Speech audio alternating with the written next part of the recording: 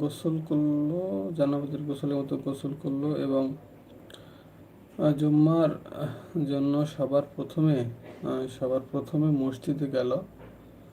সেজন্য একটি উট কোরবানির সওয়াব পেল।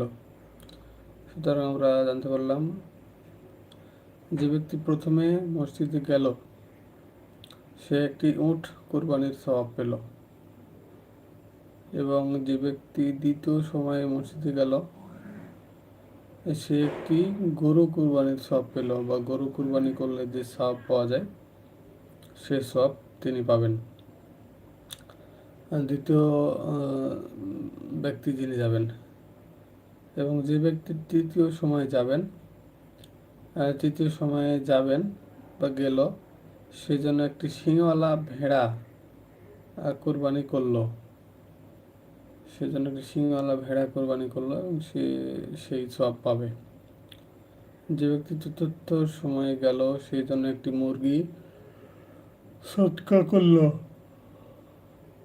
যে ব্যক্তি চতুর্থ সময়ে মসজিদে প্রবেশ করবে শুক্রবারে, সে একটি মুরগি সৎকা করলে যে সওয়াব পাওয়া যায় সেই সওয়াব আল্লাহ তাআলা তাকে দিবেন।